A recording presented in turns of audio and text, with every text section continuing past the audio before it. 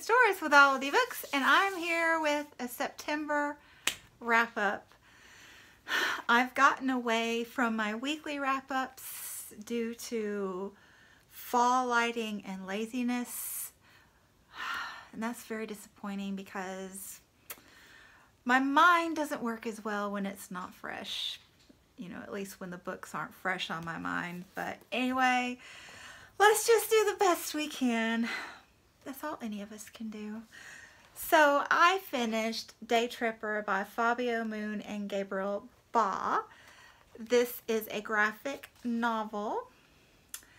And I don't know if anybody, you know, if you watched me introduce this in like a TBR or a haul or whatever, but I was very curious about how the brothers shared the graphic novel duties. And I'm assuming that they shared in coming up with the storyline and the text, but I did find out that one brother, I guess Fabio, did the main bulk of the drawings. And this one, what I really liked about this one is I really got a sense, they're Brazilian, and I really got a feel for Brazil through their graphics, both the city and the countryside and the culture. This one was a cultural celebration. But anyway, and then the other brother did these headings, these more like mural style headings for each section of the book. And the storyline was interesting. Oh, there's a cute one. And that's the countryside there. The storyline was interesting. I liked it.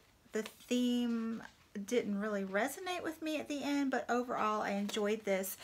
And I think they have another one that's written about two twins in Brazilian mythology that I want to get and try out. I think I would like that because I like more historical fiction with my graphic novels, or not historical fiction, historical nonfiction. I like I don't know, a historical timeline in them.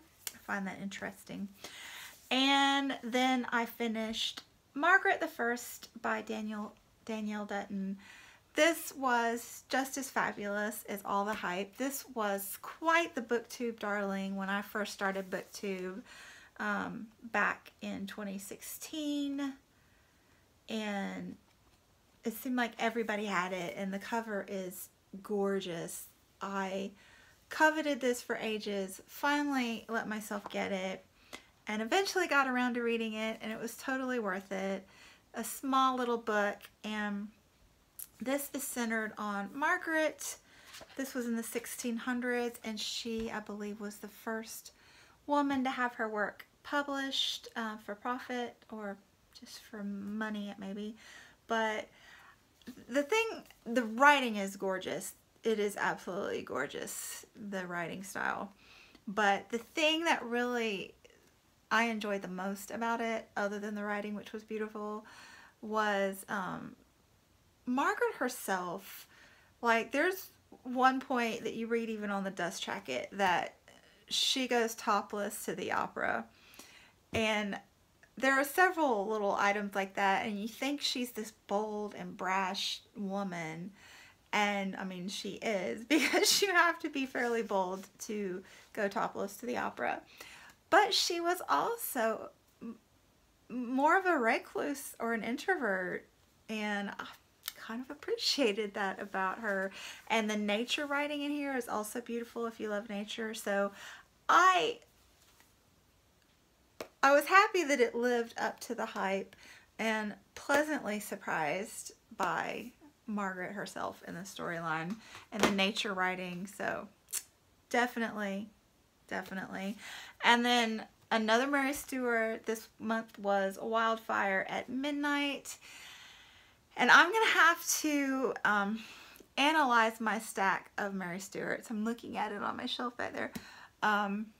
Because this might be my favorite. I really enjoyed reading this one. It was very much darker than any of her other reads.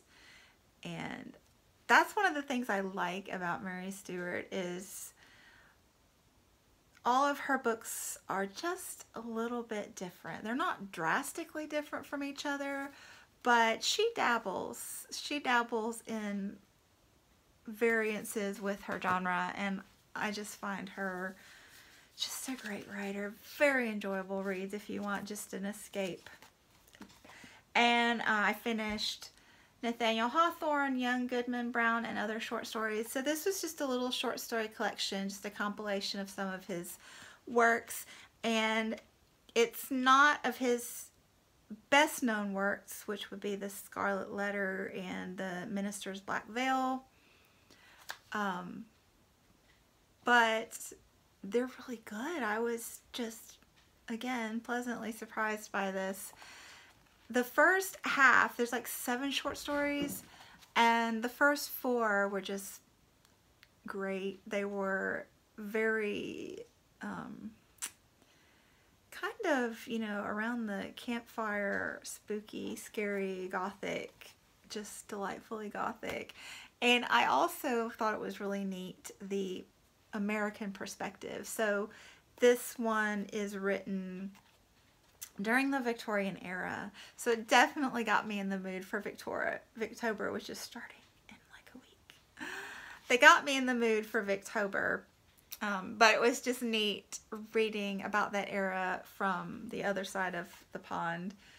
So enjoyed the Victorian perspective from the States or the colonies, and enjoyed the gothic spookiness of it. So good one. It's been a good reading month thus far. And this one was great. This is such an important novel. So this is YA. It's about rape and rape culture, both from a female and a male perspective, and just various views within that perspective. Oh my gosh. The style of the story really reminds me of The Hate U Give.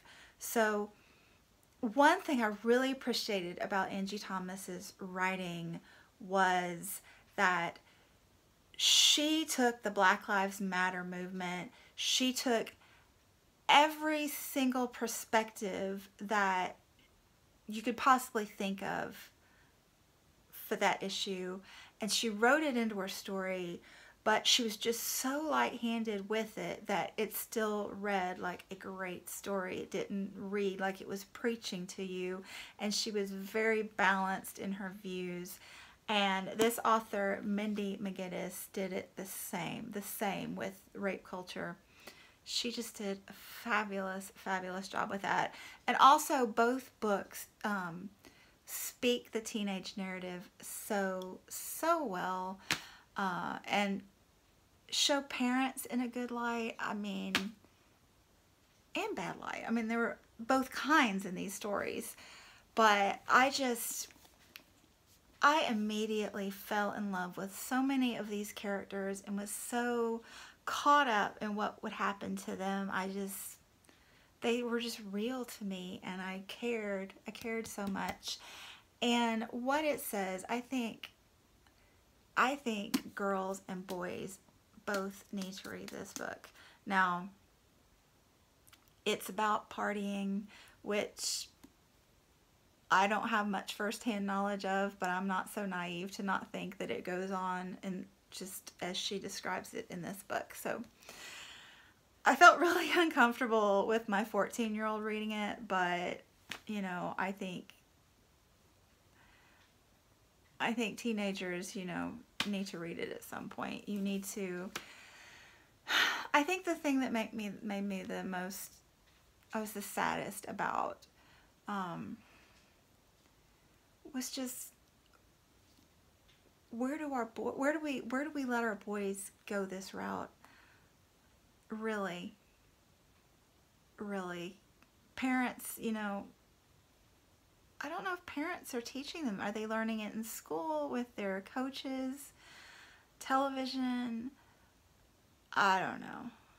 I don't know. This book I thought was very powerful. I really did. And it's got a 4.24 rating on Goodreads with like 17,000 reviews plus. So yeah. And the cover, even the cover is brilliant. So you've got a vixen, a cow, a Jill, a queen. This one's blacked out, but you can guess what that is. And a woman. And you know, you think about it, these are slang terms for women. Same on the back. I mean, fabulous, really. It was really fabulous. And then we have Khaled Hosseini, author of The Kite Runner. He's put out a picture book called Sea Prayer. He will win the Nobel Prize one of these years. So this is a picture book that he put out, and the dedication just had me in tears before I even started the book. It says, this book is dedicated to the thousands of refugees who have perished at sea, fleeing war and persecution. So he's written this poem, and it's been put to watercolor by Dan Williams beautifully. And it's just focused on this immigrant experience that he mentions. And all of his proceeds are going to the United Nations for refugees, the United Nations Refugee Agency, and his foundation that benefits the underprivileged in Afghanistan. And I just think, you know, if you have a little money to buy it and support him, but he has such heart. He really does. So there's that. And then HS4 Hawk, another booktube darling that definitely lived up to the hype. This is a memoir written by Helen MacDonald about her coming to terms, processing through the grief of her father's death over the course of a year, and training a goshawk, and how, you know, that was part of her, you know, not necessarily deliberate, but her way of dealing with that grief and processing it. And her father, the writings about her father, I just thought were so perfect. Her writing is beautiful. Nature and the goshawk, and there's even some funny moments in it. The only drawback to it, I read this with Heidi, and we were kind of surprised because I've never heard anything negative about this book, but part of the storyline is T.H. White, who wrote a book called Goshawk about the training of a goshawk. And I started out, like, from day one, I do not like T.H. White. I have decided, and Heidi wasn't far behind me in coming to that determination. But I know she used the book and T.H. White's life as a springboard for her thoughts, similar to a book I read a couple months ago, the one about the nature. The guy would look at the mandala, you know, every few days, and it was a springboard for his thoughts about nature. T.H. White's writing and life are a springboard, and it provides like the scaffolding for the book. So it's an important element, and it was very thoughtful, but man, do I not appreciate T.H. White. He wrote The Once and Future King, and I no longer ever want to read that book. But anyway, this was really, really great as well. So that's what I've got today. And hopefully I will just get back in the rhythm of weekly or bi-weekly at least. I don't know. But anyway, thanks for watching, and I'll be back soon. Bye.